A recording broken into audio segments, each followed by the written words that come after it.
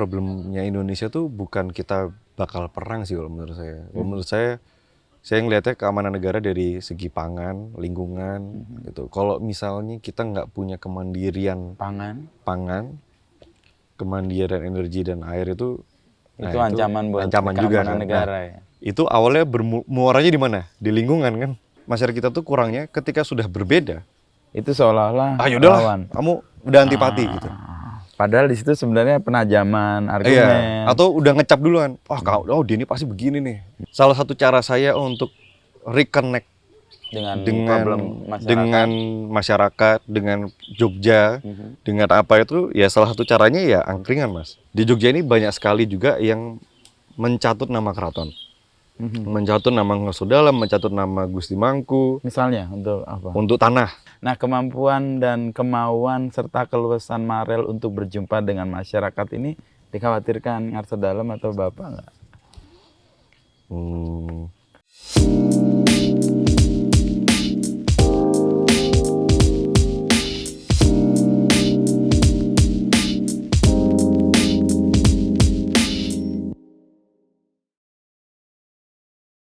Awalnya karena cuma duduk doang, kita ngobrol-ngobrol sama ada tukang parkir baru curhat sama orang. Saya nggak sengaja denger, saya nanya, Mas, Pak, kenapa? Oh ini gini-gini Mas, gini-gini. Oh, boleh lihat Pak. Airnya rusak Mas, gini-gini. Oh boleh lihat.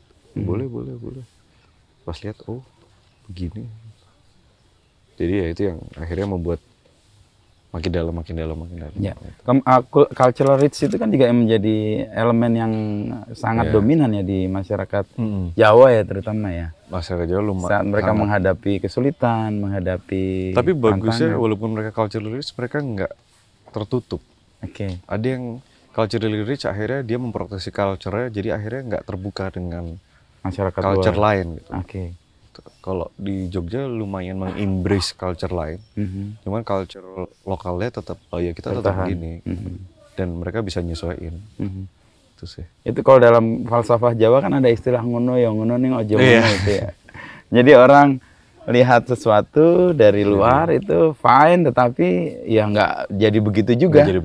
Ada pengayaan dari lokal culture-nya atau local wisdom-nya ya.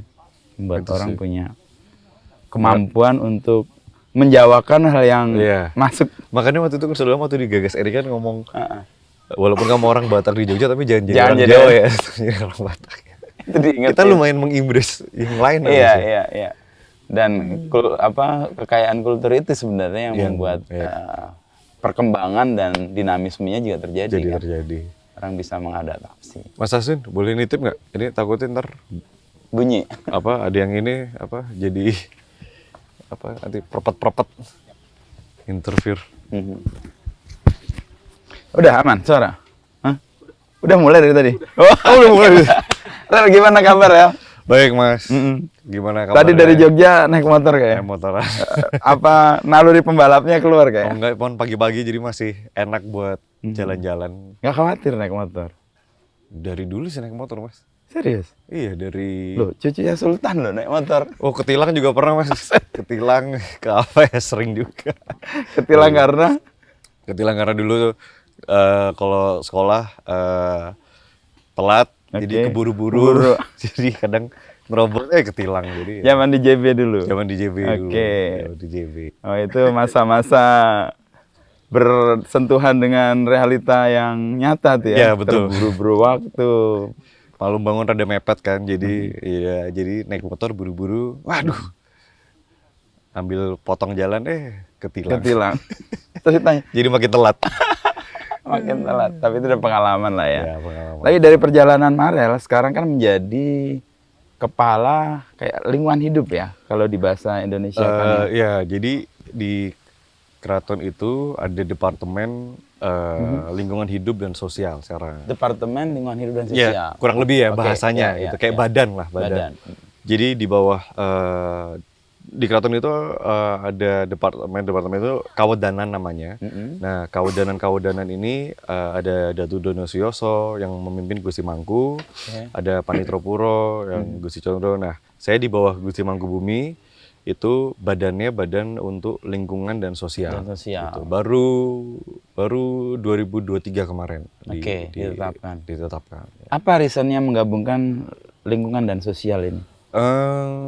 Jadi sebenarnya keraton itu pertama basicnya keraton itu selalu menjadi kita bisa bilang entity atau institusi yang selalu berkembang sesuai dengan tantangan zamannya. Oke. Ya. Kayak yang sekarang pun juga beberapa kawedanan yang ada itu kan juga mengalami beberapa perubahan gitu. Ya. Ada yang perlu dirampingkan, ada yang Atau perlu menyesuaikan ditambah situasi, gitu, karena atau menyesuaikan situasi. tantangannya. Nah, awalnya kita mulai bergerak dari 2020 mengenai masalah lingkungan. Pas pandemi banget itu. Pas pandemi ya. Pas mulai 2020. pandemi. Kebetulan selesai dari studi 2020. Saya kan orangnya suka camping, kebetulan bapak saya juga suka camping, suka off-road, suka di gunung gitu. Nah, kita lihat beberapa hal itu kok terutama di kawasan Merapi ini banyak yang rusak. Kesadaran itu muncul karena melihat realita dan hobi itu. Dengan alam hobi itu tadi. dengan alam gitu. Dan lihat. Saya sama bapak saya kan sering off-road, jadi sering di hutan lah. Melihat ada itu. perubahan dan kerusakan alamnya. Nah, terus ngobrol dengan beberapa orang lokal. Nggak sengaja sih, waktu itu nggak sengaja dengar. Ada incognito gitu aja, pas lagi jalan off-road ketemu warga. Iya, ada waktu itu baru makan kalau nggak salah di daerah Angkringan, ada Pak Parkir, dia baru curhat sama teman atau siapa gitu kalau nggak salah, masalah air. Terus teman bilang ini airnya gini. Loh, saya nimbrung, Pak, kenapa Pak? Oh, ini Mas air rusak karena ini activity ini segala macam. Yang parkirnya nggak tahu siapa Marrel itu kayak. Terus Pak saged tenggriyon ini pun maksud boleh ke rumahnya mau lihat gitu. Pas lihat ya emang benar, maksudnya air mereka pun agak tercemar karena waktu itu lumayan marak masalah pertambangan pasir ilegal. Jadi itu mengaruh ke huntap untuk air di huntap-huntap. Nah, dari situ mulai terbangun dan ternyata juga pas ketika itu keraton juga sedang dulu memang mengkhawatirkan dan memfokuskan terhadap lingkungan dan sosial. Cuman belum pernah ditata dan disusun secara terstruktur rapi gitu. Nah, dari 2020 itu akhirnya saya gerak mulai dan Ngongso Dalam juga dawuh untuk masalah lingkungan ini menjadi concern.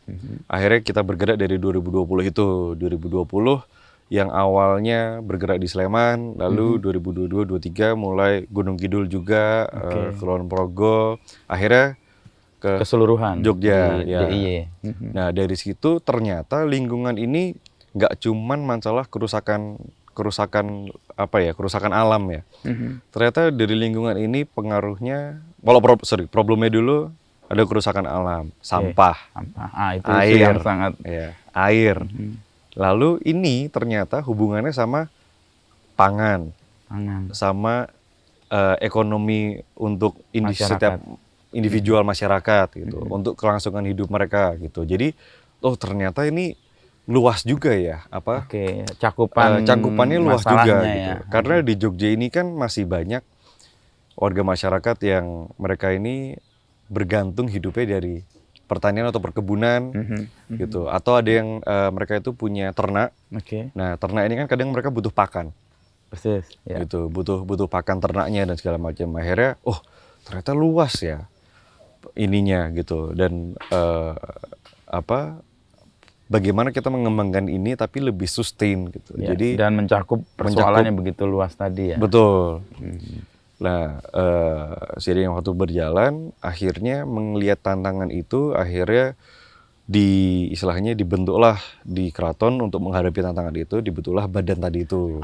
Badannya namanya Pangreksoloko. Ya, Pangreksoloko itu penjaga lingkungan, penjaga sosial hutan, gitu loh. Tapi tupoksinya emang akhirnya ke sosial juga, ke masyarakat. Karena kan sangat terkait itu. Karena sangat terkait. Karena masyarakat dengan lingkungan terjaga, dia juga ingin dapat manfaat ekonomi dan sosialnya. Nah, benar. Nah, itu yang kemudian Marrel memikirkan soal sirkular ekonomi itu. Iya. Karena Itu mencakup beberapa. mencakup semuanya. Gitu. Karena kita sempat ya waktu itu COVID. Semua orang mungkin bertahan di wilayah masing-masing. Atau ada yang dari Jakarta akhirnya harus pulang ke daerahnya karena di PHK dan segala macam. Jadi tantangan ekonominya sangat besar. Nah, yang bahaya dari itu kan adalah naiknya kriminalitas. Karena ekonomi akan turun. Ya, gitu. pendapatan Jadi juga pendapatan nggak bagus gitu.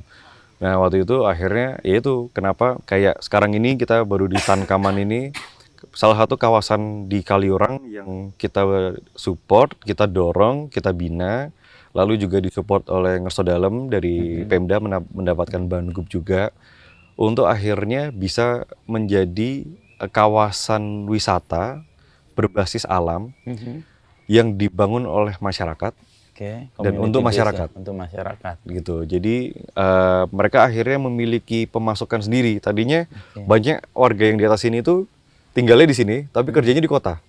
I see, nggak dapat manfaat dari mereka tinggali. Jadi mereka pun nggak menjadi tuan rumah di rumahnya sendiri gitu. Sense of belonging atas wilayahnya menjadi kurang. Gitu. Dan akhirnya yang masuk ke sini malah justru orang luar. Gitu. Dan otomatis kan itu semakin tersingkir gitu. Nah, kita nggak anti dengan orang luar, cuman paling nggak kita pengennya Jogja ini kan selalu kuat di UMKM-nya, di warga lokalnya, di culture-nya gitu. Culturalist tadi ya. Ya, culture tadi. Nah, itu yang pengen kita pengen kita trigger. Begitu ini berlanjut, ada COVID selesai, syukurnya kawasan Kaliurang ini akhirnya cuman dari 2-3 tempat yang kita trigger akhirnya membangun tempat-tempat lain dan akhirnya banyak orang yang melihat ke sini. Itu sebagai kayak rujukan ya untuk sebagai kayak rujukan gitu. Salah satu tempat wisata juga itu dari Desember 2022 dan ke 23 kemarin itu lonjakannya hampir 100% pengunjungnya. Dan orang menjadi wah, seru juga ya ternyata wisata bentuknya alam dan segala macam. Alam. Nah, Tankaman ini sendiri kan mengelola wilayah ya, mengembangkan kawasannya supaya lebih sustain dan bisa berdampak ekonomi karena wisatanya. Iya. Yang tadi kan dikelola oleh masyarakat dan untuk masyarakat. Iya. Sebenarnya kawasan ini kan punya Sultan Ground ya, atau bagian dari? Iya, salah satu bagian dari ini ada yang pure Sultan Ground, ada yang TKD, walaupun TKD juga ada Sultan Ground, tapi ya memang istilahnya ya kita beri untuk masyarakat untuk kelola langsung aja gitu. Kita nggak charge atau apapun, karena kita memang butuh untuk men-trigger sosiopreneur inilah untuk bisa bangun lagi gitu. Efek yang paling nyata dari pengembangan kayak Tankaman ini, apakah masih ada masyarakat yang tadinya tinggal di sini dan bekerja di kota, atau mereka kemudian hidup dan mengembangkan wilayah ini sendiri? Mereka akhirnya mungkin bisa melihat bahwa oh ternyata bisa hidup juga ya dari sini. Karena kan ada ketakutan juga ketika bikin sesuatu menjadi employee dan menjadi employer itu kan kadang beda gitu. Oh ternyata bisa ya gitu. Nah itu akhirnya mereka banyak yang akhirnya punya pemikiran untuk buka sendiri atau stay di sini, ikut di sini, ikut di situ gitu. Tapi stay di sini. Salah satu yang lokasi ini juga banyak anak-anak muda waktu itu. Akhirnya waktu COVID itu banyak orang tua mereka yang di PHK, mereka nggak bisa kasih sangu untuk sekolah dan segala macam. Akhirnya dengan adanya ini, akhirnya mereka bisa beli kuota online pada saat itu kan online kan semuanya, belum offline. Akhirnya mereka bisa beli kuota sendiri, mereka bisa jajan sendiri, mereka bisa beli HP sendiri gitu. Karena jangan sampai anak-anak muda itu jadi terlalu banyak yang menganggur. Itu aim kita waktu itu. Gitu. Dan juga menjadi salah satu cara kita untuk mengalih profesi dari permasalahan tambang pasir ilegal tadi. Jadi Kaliurang ini kan banyak jeepnya juga. Jeep wisata ya. Jadi bisa alih profesi ke situ. Pengelola jeep wisata tadi. Iya. Kalau dalam posisi pengembangan tadi kan Marrel berangkat dari persoalan yang real ditemui tanpa sengaja. Kan denger kan? Dari tukang parkir tadi, wah ada persoalan lingkungan nih. Air yang bermasalah karena persoalan lingkungan yang nggak teratasi. Lalu kemudian menemukan sejumlah titik-titik yang ini kayaknya nggak cuma soal lingkungan nih, tapi juga soal sosial, soal yang lain. Lalu kemudian menggarap itu. Dan itu kan ditemukan di daerah lain. Kayak di Gunung Kidul kan Marrel juga melakukan itu dan kerjasama dengan PLN. Itu bisa cerita nggak? Ya, kalau yang Gunung Kidul itu problemnya juga sama awalnya. Masalahnya masalah lingkungan juga. Kalau di sana kan batu kapur dan segala macam. Batu kapur, gitu. ya lingkungan. Dan Gunung Kidul kan lebih gersang, lebih kering gitu. Nah, pada saat itu waktu kita mau terjun ke sana, kita lihat problemnya apa. Lalu kalau di sana banyak ternak. Jadi masing-masing warga itu punya ternak masing-masing. Kalau di kampung itu kan pasti satu orang paling nggak punya 1 atau 2 sapi, lalu ada kambing dan segala macam gitu. Tapi karena di sana itu kering, jadi kadang ketika kemarau itu mereka mau nggak mau beli pakannya turun ke Jogja. Untuk memberi makan. Untuk beli pakan. Dan ada problem yaitu namanya sapi makan sapi. Jadi begitu kemarau, mereka akhirnya harus menjual satu sapinya untuk membeli pakan, untuk memberi pakan sapi satunya. Sapi makan sapi itu maksudnya kayak gitu. Jadi akhirnya dijual untuk menyelamatkan sapi yang satunya. Gitu. Nah akhirnya kita harus mikir, gimana caranya untuk seperti itu? Satu-satunya cara kita tanam. Untuk mencukupi kebutuhan pakannya. Betul. Waktu itu kita sempat coba juga di kawasan Merapi ini, bekas tambang ilegal itu kita tanemin untuk jadi pakan ternak. Nah itu coba kita implementasikan di Gunung Kidul. Tapi dengan sedikit cara yang berbeda. Waktu itu kita ada diskusi dengan PLN. Kan PLN ada program nasional untuk net zero emission. Betul, menurunkan penggunaan dari mereka itu batu bara. Ya, kebutuhannya kan untuk renewable energy, untuk biomass gitu. Lalu akhirnya kita diskusi, lalu kita akhirnya dapat satu solusi. Jadi banyak lahan keraton, banyak lahan tanah kas desa yang silahkan dipakai untuk ditanam. For free ya ini, maksudnya nggak dipungut biaya sewa atau apapun, nggak. Dipakai, dikelola oleh warga. Bibit dan tanamannya dari PLN, tanahnya disediakan oleh PLN. Keraton menyediakan tanah dan lahannya, dipakai untuk warga, lalu daun panennya itu nanti gratis, diambil untuk masyarakat gratis, untuk ternaknya mereka. Lalu masyarakat sana itu mau kita dorong untuk nanti menjual ranting-ranting tanaman, limbah pertanian dan perkebunan itu, untuk menjadi produk biomass ke PLN. Gitu. Jadi akhirnya jadi setelah mempelajari itu sebelum ke Gunung Kidul, akhirnya waktu itu saya punya ide gimana caranya menaruh masyarakat di supply chain utama dalam sebuah supply chain yang skalanya besar gitu. Salah satunya kebetulan ketemu PLN dengan programnya net zero emission itu. Nah, akhirnya masyarakat kita yang pengen kita gerakin di situ gitu. Tapi memang kita bergeraknya melalui kelurahan. Jadi kelurahan yang mengkoordinasi dan konsolidasi warganya gitu. Jadi menggerakkan betul masyarakat sesuai dengan kebutuhan dan tantangan mereka. Iya. Awalnya yang agak susah itu mungkin kan ini kan hal baru untuk masyarakat. Hal barunya di mana ya? Di PLN-nya itu? Di jenis tanamannya. Oh, jenis tanamannya. Tapi kalau beternak kan bukan hal baru kan? Bukan hal baru. Tapi di jenis tanaman yang ditanam, karena masyarakat itu suka kadang takut dengan hal baru. Masa iya sih? Skeptis, bukan takut, skeptis. Karena udah bertahun-tahun pakai pola yang lama. Iya, pakai pola yang lama, dan taunya kan kalau pakan ternak tuh kolonjono gitu kan, rumput gajah, taunya kan seperti itu gitu. Ini ditawari bibit yang baru. Ini ditawari waktu itu kita indigo vera, terus gamal, kaliandra, tanaman-tanaman yang bisa hidup di kemarau. Dan dia nutrisi di tanamannya itu tinggi dibandingkan yang tadi yang kalau nama rumput gajah itu. Kalau rumput gajah kan lumayan ininya kan air lah isinya. Gitu. Nah awal-awal juga agak skeptis mereka. Gitu. Karena nggak biasa pakai. Tapi nggak biasa pakai. Terus meyakinkan itu gimana Rel? Caranya akhirnya bisa kita diskusi dengan PLN gimana caranya harus ada pelatihan. Tapi yang hands on gitu. Jadi ditangani ya. Ditangani. akhirnya dari PLN turun juga untuk diajarin bikin pupuknya, nanemnya dan segala macam. Akhirnya mereka mampu, mereka jalanin, dan juga karena lahannya juga kita sudah sediain.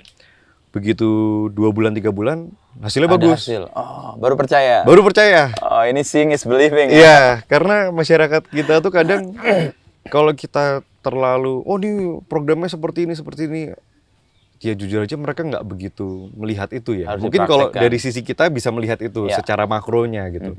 Tapi kalau mereka kan, yang penting saya bisa hidup, saya bisa isi perut, saya bisa sekolahin anak. Gitu. Itu udah paling hal-hal simple kehidupan Basic lah ya. sehari-hari lah gitu di masyarakat kita. Nah itu yang akhirnya ya udah Pak nggak usah mikir panjang-panjang dulu. Ini tanam ini dulu, ini khasiatnya banyak.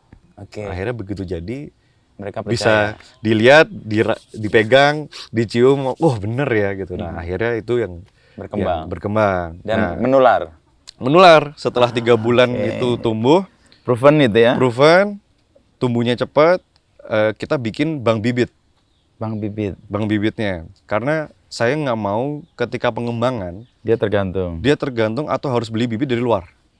Oke. Gitu. Jadi kita siapin bank bibitnya, waktu itu baru 1 kelurahan sih. Kelurahan apa, Marel? Ingat? Ada 2, ada Kelurahan Gombang sama Karangasem. Gombang dan Karangasem. Gombang dan itu Karangasem. pilotingnya ya? Pilotingnya itu. Oke. Di 30 hektar. 30 Yang kita pakai luasannya 30 hektar. Nah, kita bikin bank bibit di Karangasem. Kebetulan ketemu KWT, kelompok wanita tani. Wanita Itu tani. kelompoknya taninya teman-temannya ibu-ibu semua. Perempuan ya, ibu-ibu Betul. semua. Terus habis itu jadi waktu itu kita modelnya 60.000 bibit dulu. Oke. Akhirnya hidup.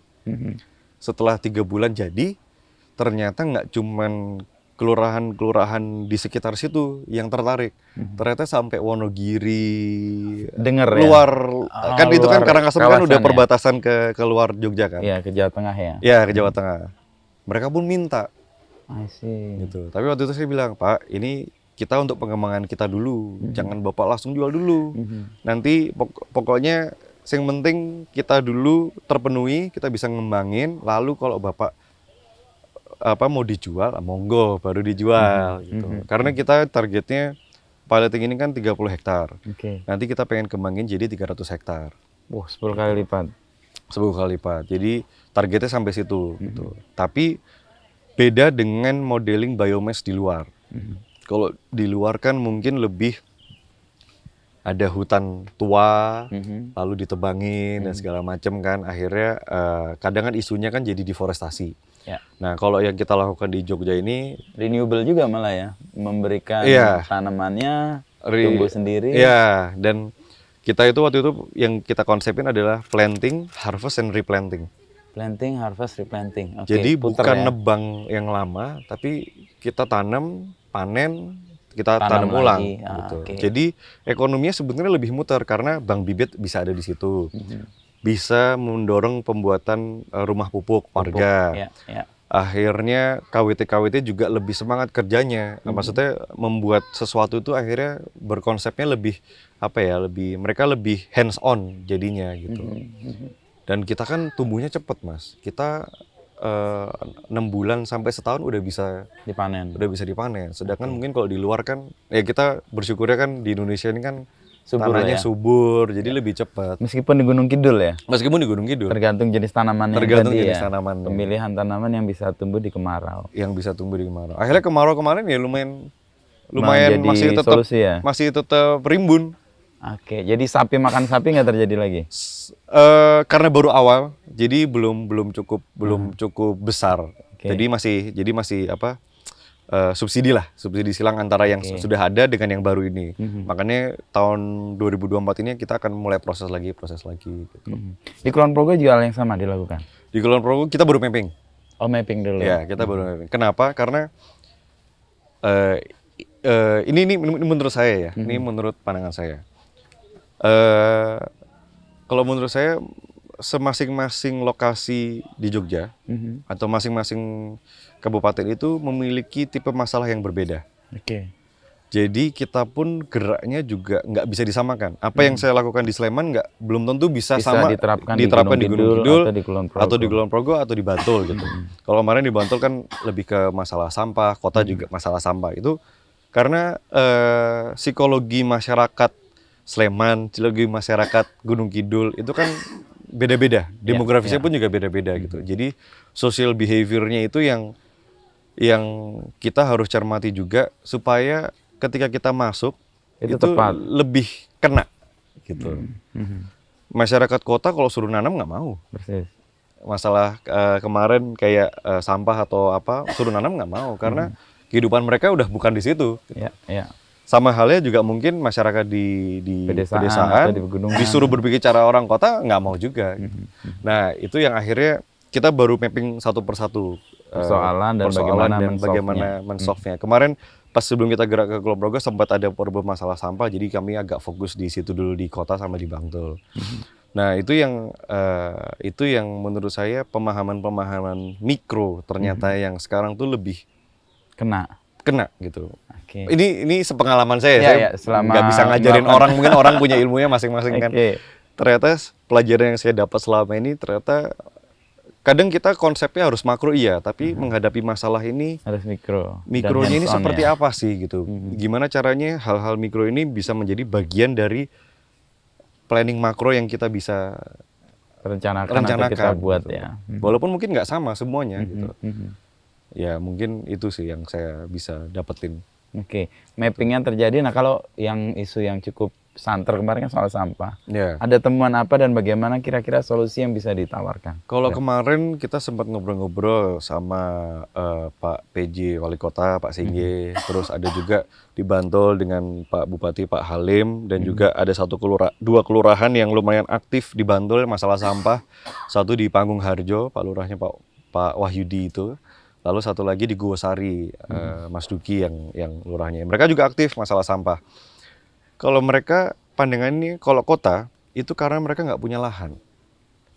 Kota Jogja kan kecil ya, tapi sampahnya lumayan besar. Tapi mereka tidak punya lahan untuk membuang sampahnya. Akhirnya di Piungan cuman ditumpuk. Nah, pemilahan dan pengolahan ini yang akhirnya menjadi solusi. Pengolahan sampah kemarin akhirnya sepertinya kalau nggak salah Pemkot dan Pemkap memberikan solusi untuk mendatangkan alat pengolahan sampah. Cuman itu salah satu solusi aja kalau ini pandangan saya. Salah satu pengolahan adalah salah satu solusi. Solusi yang pertama adalah pemilahan. Produser sampah itu kan Rumah kita tangga. sendiri. Betul. Gitu. Akan lebih memudahkan pengolahan sampah ketika sampah yang masuk itu sudah dipilah. Kalau kita lihat di luar negeri kan kadang tempat sampah udah ada 3. Ada yang recycle, non-recycle. Kalau Jakarta kan juga banyak yang mulai seperti itu gitu. Nah, kesadaran itu sepertinya juga perlu dibangun gitu. Jadi akhirnya karena yang saya lihat di pengolahan sampah itu jadi bottleneck. Jadi sebelum mereka bisa diolah butuh proses panjang untuk akhirnya ini perlu dipilah dulu. Jadi di Gosari itu contohnya di Gosari itu mereka akhirnya bottlenecknya butuh 6 harian untuk milah sampah karena per hari datang 2 ton, 3 ton, 4 ton. Jadi akhirnya stuck di situ. Udah keburu numpuk duluan, pilahannya nggak bisa cepat. Di Panggung Harjo udah lebih cepat karena dia punya alat pemilahan itu bisa lebih cepat. Tapi akan lebih cepat lagi ketika udah sampai nih di masyarakat itu udah melakukan pemilahan. Udah dipilah di awal ya, di hulu. Di rumah tangga dan segala macam gitu. Cuman ya memang itu susah ya karena kita belum punya kultur untuk memilah sampah. Ada acara hajatan, acara event apa sama gitu. Wah, mangan nonton konser buang meneh gitu. Itu yang kadang masih susah itu. Nah itu tapi ya itu kita coba bangun, makanya itu yang kita pengen bangun kesadaran masyarakat terutama anak-anak muda ya, karena paling gampang ngajarin itu. Waktu itu kita sempat mulai gerak ke SD untuk masalah sampah gitu. Kenapa? Karena kita pengen kadang kalau yang lebih tua tuh kadang kalau dikasih tahu kadang lebih susah begitu anaknya lebih nurut, lebih mau, terus Dan kalau anaknya anaknya ngingetin orang tua. nyontoin orang tuanya. Jadi kita jebul lu yang melebu ya gitu. Lebih masuk gitu. Dengan cara-cara seperti ini cara ternyata lebih masuk gitu. Nah, itu yang akhirnya kita masih berusaha untuk tetap menumbuhkan itu gitu. Cuman begitu wisata datang, nah kadang Jogja ini kan kadang juga wisatanya dari luar ya, luar banyak. daerah. Nah, kesadaran-kesadaran ini yang juga perlu dibangun di sektor wisata. Tapi untuk sementara persoalan sampah ini mengatasinya dengan cara menampung di tempat yang lebih banyak. Kalau itu kemarin kalau nggak salah Pemkot kemarin seperti itu. Lalu mereka juga sudah dalam proses menghadirkan pengolahan mesin. Lalu Bantul juga sepertinya Bantul juga mau bikin sesuatu yang besar juga. Kemarin kami bareng-bareng koordinasi. Karena kalau nggak semua pihak ini kayaknya nggak bisa. Nggak bisa ya, harus bisa dilibatkan bareng. mulai dari produsen sampahnya sendiri untuk memilah, di pengolahannya sendiri ada proses yang lebih cepat. Ada proses yang lebih cepat gitu. Karena mau pengolahannya Besar apapun, kalau dari produsen sampah ya kita inilah nggak milah sampah dari awal. Iya. Akan tetap bottleneck. Itu yang menurut saya penting untuk orang bisa memahami bahwa kita ini bertanggung jawab atas sampah kita masing-masing juga loh. Gitu. Bukan cuma pengolahan sampah. Karena pemikirannya kadang ya aku udah bayar kok, bayar langganan untuk seolah-olah sampah. bisa semena-mena untuk melakukan Iya, aku udah bayar kok, harusnya udah selesai gitu.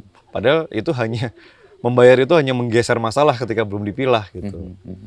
Oke. Nah, untuk bisa mendapatkan pemetaan, kalau tadi aku membaca ya, Marrel kan ada persoalan, dipetakan dulu, lalu dilihat apa sih sebenarnya yang bisa diselesaikan dengan semua ini. Nah, pola ini Marrel pelajari dari mana? Apa dulu sekolahnya atau belajar apa dulu? Kalau saya backgroundnya HIN politik. HIN politik. Ya, jurusannya. Tapi jurusannya ada waktu itu International Development. International Development salah satunya belajar soal sustainable development, terus renewables. Tapi kalau HI kan luas ya, tapi belajar juga soal nation security, keamanan negara. Nah, saya lihat ternyata kalau dari keamanan negara problemnya Indonesia tuh bukan kita bakal perang sih kalau menurut saya. Menurut saya ngelihatnya keamanan negara dari segi pangan, lingkungan gitu. Kalau misalnya kita nggak punya kemandirian pangan, kemandirian energi dan air itu ancaman buat ancaman juga kan. negara ya. Itu awalnya muaranya di mana? Di lingkungan kan? I see. Gitu. Nah, itu yang akhirnya saya awalnya cuman itu sesuatu yang saya pelajarin. Begitu kembali ke Jogja, tahu itu dari mana? Ya karena sering ngobrol aja sih, Mas. Sering ketemu orang, sering ke masyarakat, sering ke sama kadang saya tuh sok-sok bahasanya apa ya? Nek turu wae yo mikir loh, Mas. Maksudnya kalau tidur aja juga mikir gitu. Aduh, ini gimana ya? Tiba-tiba bangun pagi, oh iya, begini ya. Oh iya, begini gitu. Sama sering ketemu orang. Jadi tukar pikiran, tukar opini. Sama yang paling penting harus adu argumen sih. Gitu. Jadi di challenge ya. Kita punya gagasan atau argumentasi, ketemu orang tuh di challenge. Saya paling suka ketemu orang yang idenya tuh berlawanan gitu. Nggak sepakat gitu ya. Pokoknya nggak sepakat gitu. Jadi dari situ kita bisa adu argumen, kita bisa adu ide. Oh iya bener ya. Oh kurangnya di mana? Ini di mana? Kadang masyarakat kita tuh kurangnya ketika sudah berbeda. Itu seolah-olah lawan. Kamu udah antipati gitu. Padahal di situ sebenarnya penajaman argumen. Iya. Atau udah ngecap duluan. Dia ini pasti begini nih. Ini pasti begini gitu. Dan sedangkan kan kalau di Jogja itu kan mungkin karena kultur Jogja juga ya. Jogja kan kulturnya juga kuat ya. Jadi kadang ya duduk dulu, ngobrol dulu. Nah dari situ akhirnya aku juga bisa paham, bisa belajar. Dan sering keluar aja. Saya lebih sering di luar daripada di rumah habis ya. Nongkrong di Angkringan, di gitu akhirnya jadi lebih gampang untuk menyerap oh yang Persoalan dipikirin orang atau apa, dapat ide gagasan kita yang apa, lain. pemikiran kita apa. Tadi Marrel, Ya. kan pendidikan satu hal. Ya. Kamu belajar dan kemudian mendapatkan perspektif yang makro ya. Tapi yang hal lain adalah kamu bertemu dengan masyarakat, itu menjadi hal yang lain juga. Lalu ketemu Menjadi hal yang lain argumen. juga. Nah itu kan kayak mix and match ya. Ya, Menemukan. Dan ini juga gambaran Marrel juga sering ditemukan di pinggir-pinggir jalan.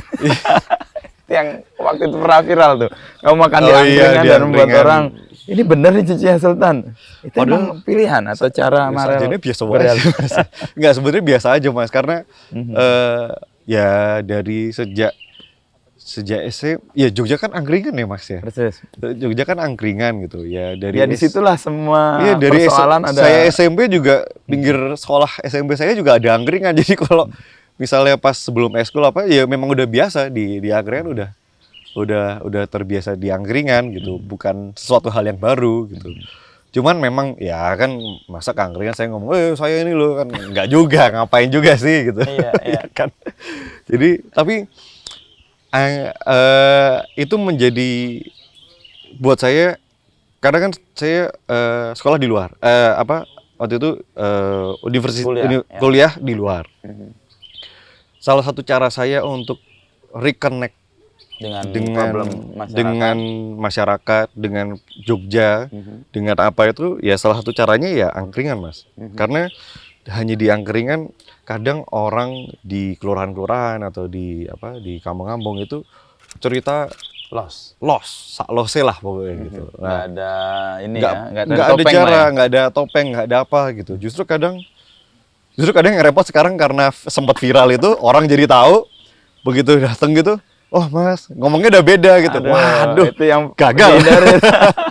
Karena hanya dengan cara-cara begitu kita benar-benar tahu problema realnya itu seperti apa dan pandangan mereka seperti apa. Atau kadang bahkan perlu meluruskan pandangan mereka yang kadang salah gitu. Contoh di Jogja ini banyak sekali juga yang mencatut nama keraton. Mencatut nama Gustilantika, mencatut nama Gusti Mangku. Misalnya untuk apa? Untuk tanah. Kan juga baru banyak nih masalah mafia tanah gitu. Oh ini sudah beres perizinan atau apa? Ini saya sudah di ACC sama Gustilantika gitu. Oh saya ini orangnya Gusti Mangku. Saya ini ya itu banyak gitu. Nah akhirnya tercipta satu gosip lah ya, gosip atau rumor di masyarakat yang wah keraton ini mintanya gini-gini. Padahal ya enggak juga gitu.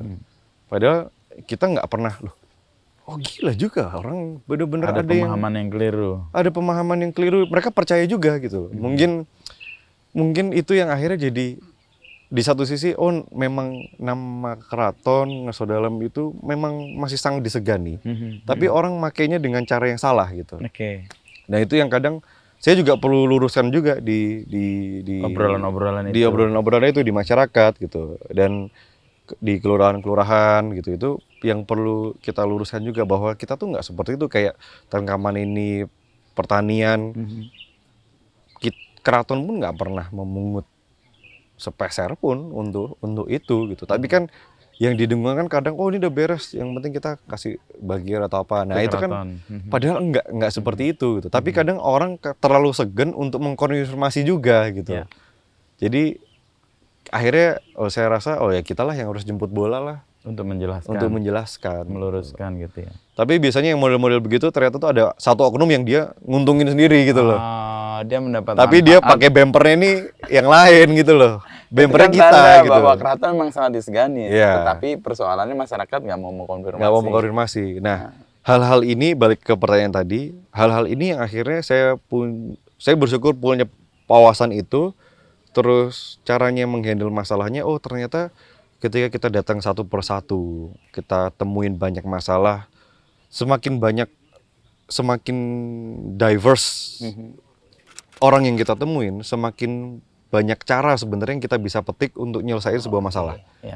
Jadi memang mau nggak mau memang harus ketemu, hands on, ketemu. Dan gitu. Kalau bisa incognito itu ya. Iya, karena orang nggak akan ada jarak jadinya. Ngobrolnya juga lebih enak gitu. Begitu tahu dari wah Mas Marrel, oh dari keraton ini ngomongnya udah beda gitu. Nah itu yang saya sebenarnya nggak begitu apa ya. Ya boleh aja lah saling menghormati boleh, cuman cuman nggak perlu banget lah. Kalau saya sih nggak perlu gitu-gitu banget lah. Malah saya sering kadang pengennya ketemu orang yang mungkin malah anti gitu misalnya. Dia mungkin dengar rumor apa, dia anti dengan keraton atau apa. Nah kayak gitu-gitu tuh, saya malah seneng. Kesempatan argumentasinya dilakukan Saya bersama. malah lebih seneng untuk ketemu, ngobrol yuk, apa yuk gitu. Walaupun kadang dia omong, oh jangan mas itu kan terlalu ekstrim gini-gini gitu. Cuman kayak gitu-gitu yang saya suka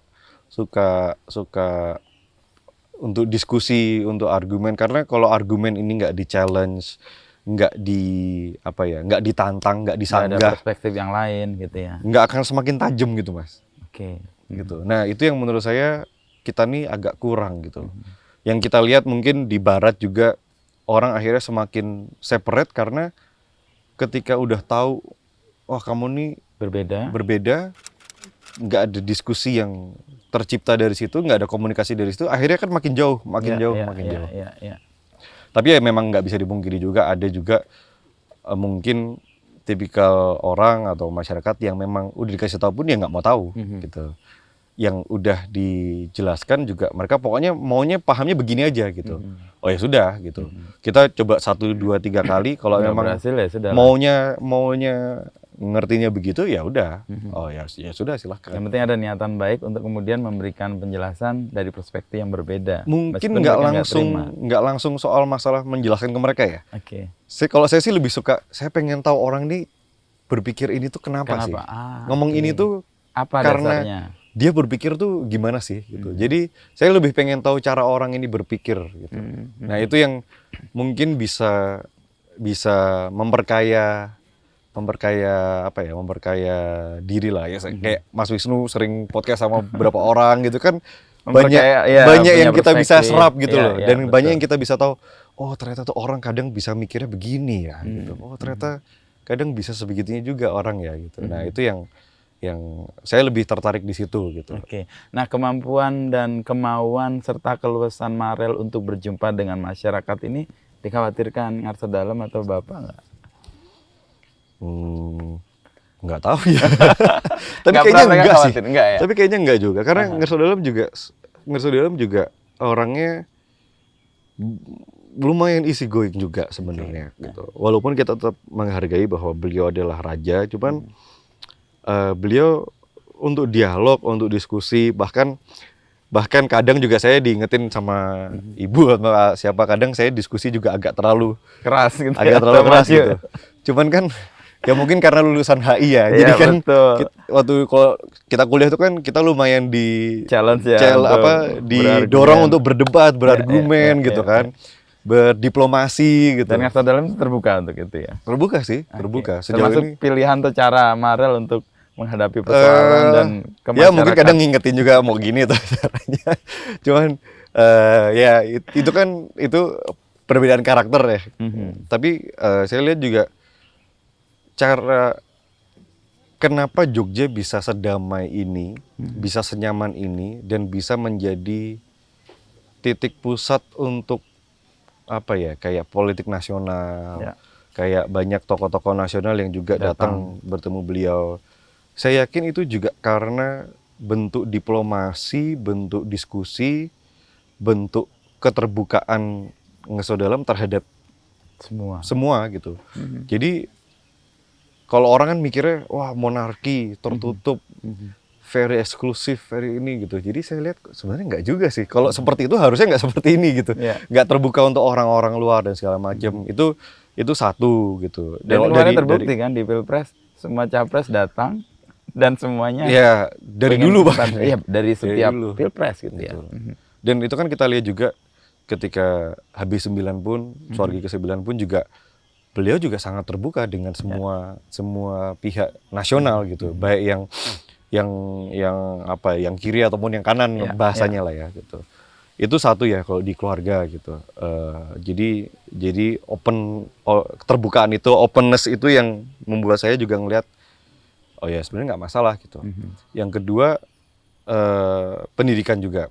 Kayak kalau saya di universitas juga, ya saya di universitas saya juga kerja. Oh dulu di luar? Ya di luar kerja jadi staf kampus, jadi apa gitu. Ya jadi ya Ya pada umumnya jadi lah orang ya. pada umumnya gitu. Karena Dulu saya kerja apa? Kerjanya kalau di Inggris? di staf kampus. Staf Jadi kalau kampus. misalnya ada apa forum atau kegiatan. ada FGD atau apa, atau bahkan ada tur kampus, saya bawa papan Untuk menunjuk belok arah. kiri ke sana, berdiri 5 gitu ya? jam, ya gitu-gitu. Oke. Jadi itu udah kebiasa lah. Jadi udah kebiasa. Terus gotong-gotong kursi itu Untuk kegiatan. jadi hal-hal yang biasa juga. Saya kerja itu, terus SMA saya juga mengajarkan kesetaraan di semuanya gitu. Jadi akhirnya mungkin karena itu juga jadi saya terbiasa dengan terbuka gitu, dan ini juga Jogja itu kan punya culture yang terbuka sebenarnya. Jogja itu kan kultur Jawanya kuat. Ya. Tapi walaupun kultur Jawanya kuat, Jogja ini tidak anti dengan budaya lain gitu. Ya, itu makanya di Jogja itu kita bisa nemuin orang dari Sabang sampai Merauke ada di Jogja semua gitu. Bahkan saya tahu ada satu resto yang dia buka karena ya gue buka di Jogja karena sangat terbuka. Market gue dari Sabang sampai Merauke ada di sini gitu. Gitu Mas ya gitu. Nah, itu yang membuat saya juga terbuka terhadap kultur-kultur lain. Nah, akhirnya yang membiasakan saya untuk ke bawah ke masyarakat gitu. Tapi kultur orang Jogja ini, yang Jawa ini juga tidak menutup kultur lain dan tidak perlu memaksakan kultur lain menjadi kultur Jawa. Nah, itu yang sering diingatkan Ngarso Dalam. Iya, itu yang sering diingatkan Ngarso Dalam kalau di mana-mana, termasuk kemarin di Gagas Kompas, RI ya? di Kompas itu ada kayaknya seperti dari Batak atau dari Medan ya. Sumatera, Bapak walaupun di Jogja tetap jadi orang Batak ya, jangan jadi orang Jawa gitu. Karena ya tetap beliau itu sangat memahami ya Indonesia itu harusnya multicultural. Jangan semuanya jadi Jawa sentris gitu. Ya.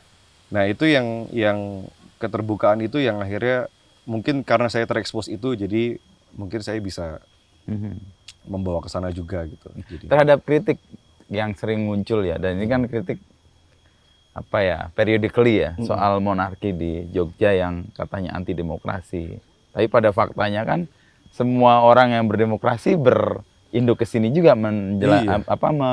menyerap value dari sini. ya. Marrel melihat ini gimana? Nah, itu juga saya juga bingung juga ya. Jogja dapat peringkat 1 sebagai provinsi paling demokrasi malah di Indonesia. Paling demokratis ya. Paling demokratis di Indonesia. Walaupun orang sering ngomong nggak demokrasi, itu kadang juga saya juga agak bingung juga ya. Cuman Ngarso Dalam itu selalu ngomong gini, harusnya dalam perpolitikan Indonesia, partai politik yang besar itu harus bisa menjamin keberlangsungan dan kehidupan partai politik yang lebih kecil. Sehingga bendera masing-masing partai itu bisa tetap berdiri. Gitu. Menurut saya itu pemikiran yang agak beda ya.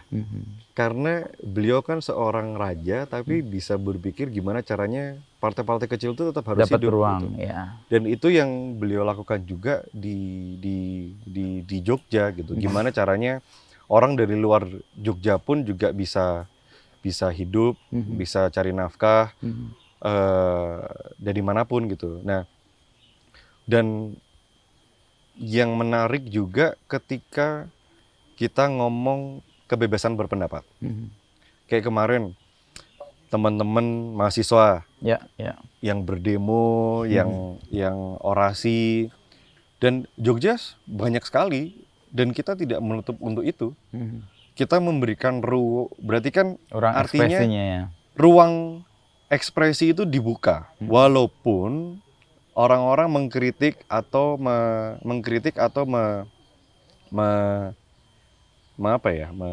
mencoba mematahkan bahwa Jogja ini anti demokrasi, terlalu anti demokrasi, tapi justru itu kan dibuka. Kalau memang seperti itu kan otomatis ruang-ruang itu nggak akan dibuka gitu.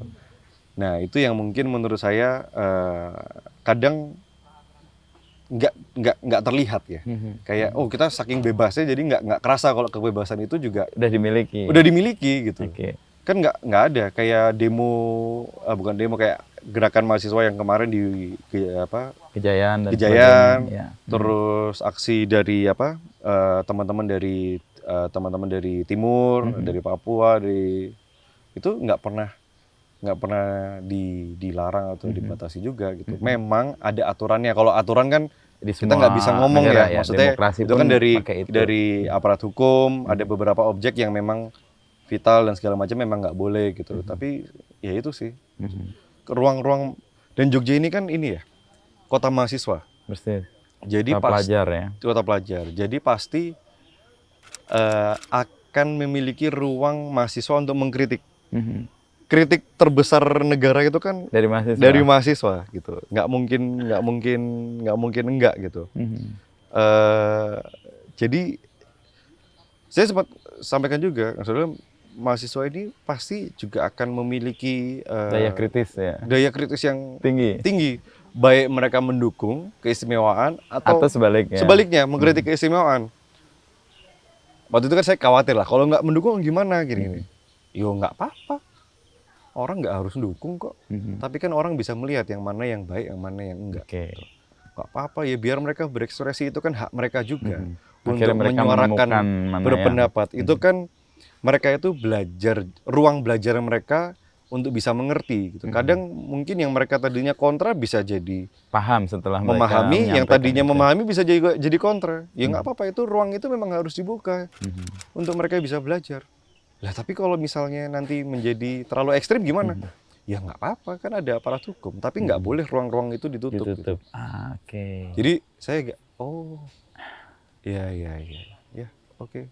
Jadi bukan proteksionis, gitu. Tapi malah terbuka ya. Dan argumennya diberikan untuk orang bisa menyampaikan ya. Untuk orang bisa menyampaikan. Itu yang jadi saya agak wow. Ini saya agak merubah pola pikir saya juga jadinya. Oh iya. Ini terakhir Ner, soal ini apa resiko? Kan Marrel mengelola lingkungan, menghidupi masyarakat yang tadinya tidak mendapatkan manfaat di sini, mereka mendapat manfaat. Tapi di satu sisi ada yang sebelumnya mendapat manfaat kan terganggu. Misalnya kalau kita ngomong tambang lah, tambang-tambang ilegal itu, menghadapi ini atau memanage ini gimana, Dal? Kalau itu harus semua pihak ya. Maksudnya nggak cuma dari keraton, tapi juga harus dari dinas, aparat hukum dan lain-lain gitu. Memanage-nya gimana? Sebenarnya kita tuh nggak anti dengan tambang, kita tidak anti dengan development, gitu. Karena pembangunan tetap butuh sumber daya itu ya. Mungkin yang harus di notes penting itu sebenarnya itu kita tuh antinya adalah kerusakan lingkungannya. Gitu. Karena sekarang yang terjadi kadang itu over mining ataupun yang sudah selesai izinnya tapi masih bablas terus. Nah, ini tidak ada penjagaan di situ. Gitu. Nah, hal-hal itu yang menurut saya kita tuh harus merubah pola berpikir, karena apalagi di Merapi ya. Merapi itu kan selalu memberi. Selalu memberi kehidupan. Jadi saya yakin walaupun dikerjakan dengan baik dan benar pun pasti sudah menguntungkan kok sebenarnya gitu. Pasti sudah menyejahterakan gitu. Memberi nilai ekonomi juga gitu. Jadi nggak harus over gitu. Menurut saya gitu. Nah, gimana kita memanage-nya? Sebenarnya saya ini pengen anak-anak muda ini lebih mau tergerak untuk lingkungan gitu. Untuk gerak di masalah green, environment, kelestarian. Karena contoh di Angkringan ini, Merapi itu kan daerah resapan air, water catchment area. Kita pernah di studi Jepang, kalau rate pertambangan ilegal ini seperti ini, kita akan mengalami kekurangan air dalam 10-20 tahun ke depan. Berarti kan harus dicegah ya. Ketika kita besok punya anak, punya cucu, mereka akan kesulitan air. Di daerah Angkringan sendiri kadang kalau kemarau harus dropping air loh. Di Kaliurang itu, kalau kemarau kita harus dropping air. Karena agak lucu kan, padahal di daerah atas. Baru tahu. Kita sempat dropping air waktu kemarau itu. Jadi, nah hal-hal kayak gini yang menurut saya memanage-nya dengan gimana, kesadaran masyarakatnya yang harus dibentuk. Karena kalau kita aja atau instansi aja, yang terjadi yang kemarin-kemarin terjadi ya kucing-kucingan. Kita tutupin sini, buka sini. Sana Kita ke tutupin sana. sini, buka sana. Oke. Atau nanti jam 12, jam Udah 12 ditutup, malam, mereka jam 1 melakukan pagi, jam 2 pagi. ketika pengawasan nggak ada. Mereka gerak ketika pengawasan nggak ada gitu. Jadi makanya kesadaran masyarakat akan kelestarian ini lingkungan harus ditumbuhkan. harus Tapi masalahnya kan kadang-kadang bukan masyarakat sekitar. ya itu dia yang masuk gitu. Iya, iya. Banyak Mungkin yang dari luar. masyarakat sekitarnya kan paham tentang itu dan ingin menjaga karena mereka hidup di situ. Paham. Sementara yang melakukan itu kan atau yang over mining itu pihak dari luar. Ya itu makanya tetap kita pengennya masyarakat satu kesadaran itu terbangun, lalu dibangun ya contoh kayak wisata-wisata alam gini, wisata yang berbasis alam. Akhirnya mau nggak mau mereka juga menjaga. Ada sekarang ada juga di Prambanan itu yang kemarin sempat viral itu untuk uruk tol itu murni ilegal. Akhirnya warga pun juga setuju untuk ditutup. Akhirnya mereka membuat surat kelurahan bahwa mereka setuju, mereka menolak dengan adanya tambang ilegal ini. Nah, itu kan berarti kan kesadaran mereka sudah muncul ya. Sudah muncul, hanya tinggal kesadarannya karena apa. Kalau yang di Prambanan itu kan karena sekolah, ada jalurnya ada lewat jalur SD gitu. Jadi bahaya untuk anak-anak. Kalau di sini mungkin karena wisata alam dan segala macam. Air gitu. Bukan kita mau mematikan mereka gitu. Silahkan, tapi dengan porsi dan yang sewajarnya gitu. Untuk kelestarian terjaga. Jangan sampai rusaknya itu terlalu parah sehingga tidak bisa direklamasi gitu. Ada yang sudah terlalu parah, ada ini sabodam bendungan gitu, udah sampai di bawah sini Mas. Bisa longsor. Ini udah tinggal jatuh. Nah, itu kan over mining itu kan over gitu. Nah, jangan sampai seperti itu karena yang merasakan dampaknya mungkin sekarang nggak kelihatan gitu. Sekarang mungkin quick money gitu. Ya. Cuman nanti setelahnya dampaknya akan jauh lebih besar gitu. Dan mungkin juga perlu menumbuhkan kesadaran bahwa dari alam ini sebenarnya bisa juga menghasilkan ekonomi yang sepadan gitu. Yang mungkin dari pakan ternak, mungkin dari wisata, hanya mungkin memang butuh waktu. Ya. Nah, berarti kalau butuh waktu, kembali lagi ke greed, ketamakan lah ya. Ngukur ketamakan itu ya. Gitu. Itu yang ya itu kita nggak bisa kontrol karena itu tergantung masing-masing orang gitu. Cuman ketika kesadaran itu muncul, dan saya yakin orang-orang Jogja itu nggak seperti itu gitu. Modelnya mereka nggak seperti itu. Nggak tamak seperti itu. Nggak tamak seperti itu. Ada yang mengatakan adalah Gandhi ya. Dunia ini cukup untuk semua orang kecuali untuk mereka yang tamak. Iya. Persis. Betul. Dan yang sepadan itu yang kemudian menjadi kunci kan. Artinya mereka berusaha lestari dan mendapatkan penghidupan tidak berlebih, tapi dia punya kemampuan untuk sustain yang cukup panjang. Dan itu makanya nggak mudah. Kita kemarin dari tahun lalu sih, dari 2022-23 itu kita mulai green economy yang biomass itu. Kita mulai juga untuk memahamkan ke masyarakat bahwa mereka itu bisa juga jadi bagian dari ini gitu. Yang mungkin sekarang sedang ramai diperbincangkan di forum-forum internasional dan pilpres. Nah, kita udah 2 tahun lalu kemarin kita udah jalanin, udah mulai gitu. Terus sekarang kan juga baru ramai kayak carbon capture, carbon trading gitu. Nah, gitu kita udah berjalan. Syukurnya kemarin untuk Jogja kemarin kita udah berjalan ke situ gitu. Nah, harapannya sih ya saya senang dengan orang mulai membincangkan ini, berarti kan kesadaran mungkin makin mulai tinggi. Diluaskan ya. Nah, tinggal gimana caranya ini kita mengarahkan ke hal yang positif gitu. Jangan sampai nanti ujung-ujungnya ketamakan lagi gitu loh. Itu yang mungkin menurut saya perlu dimanage. Kunci juga sebenarnya masyarakat yang ada di situ mendapatkan manfaat secara langsung. Itu kan solusi yang membuat mereka mau menjaga ini kan. Kalau mereka jadi penonton doang. Mereka punya sense of belonging, sense of ownership, and sense of responsibility-nya tinggi. Dan itu dilakukan karena Marrel tadi lihat persoalannya apa yang bisa masyarakat kontribusikan, ayo bareng-bareng menyelesaikan ini. Tadi dengan karena kulturnya Jogja kan gotong royong, gimana caranya komunal, and bottom up, gitu. Itu selalu yang menjadi spiritnya Jogja dari masyarakat ke atas gitu, bukan atas ke bawah deploy, gitu. Tapi bottom up. Atau paling nggak atas naik, tapi yang bawah naik, tapi yang atas juga turun, akhirnya ketemu di tengah.